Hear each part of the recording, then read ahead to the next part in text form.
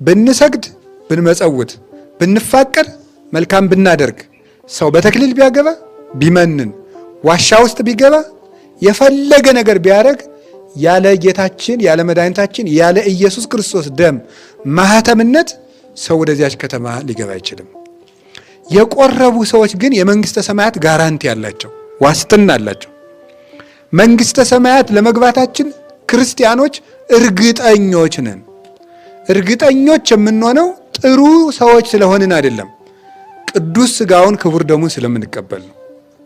ቅዱስ ሥጋውን ክቡር ደሙን ስለምንቀበል ግን እናንተ ቆርባችሁ የለ አለ ዲያቆኑ፣ ግቡ እናንተ። እንግዲህ የሚከለክላችሁ ማን ነው?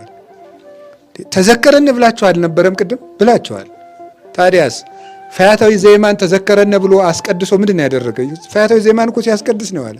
ክርስቶስ እኮ እየቀደሰ ነው በዕለተ ዓርብ የዋለው። የክርስቶስ እኮ የዕለተ ዓርብ ውሎ ቅዳሴ ነው። ፈያታዊ ዘይማን አቤቱ በመንግስት አስበኝ አለ።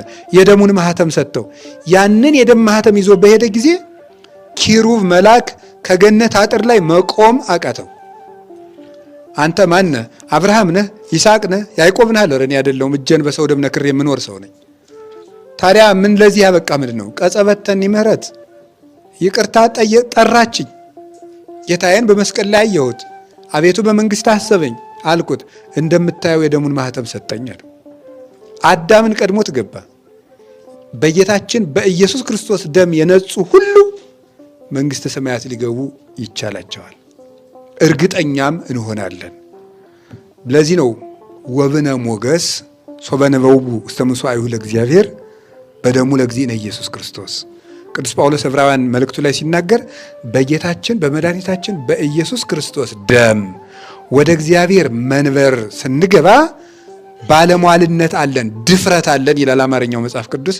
ሞገስ ያለውን ሲተረጉሙ ወደ ጌታችን ወደ እግዚአብሔር መንበር በጌታችን በመድኃኒታችን በኢየሱስ ክርስቶስ ደም ስንገባ ሞገስ ባለሟልነት አለን።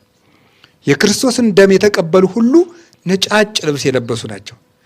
ጥቋቁር የነበሩ እንኳን ቢሆኑ፣ ጨለማ የለበሱ የነበሩ እንኳን ቢሆኑ፣ እነሱ እንኳን ቢሆኑ በክርስቶስ ደም ከታጠቡ ነጫጮች ናቸው። ለዚህ ነው ትንቢተ ኢሳይያስ ምዕራፍ 1 ቁጥር 18 ላይ ሲናገር ንዑንቷ ቀሲቤ እግዚአብሔር እመኒ ኮነ ኃጢአትክሙ ከመለይ አጽአደወ ከመበረድ፣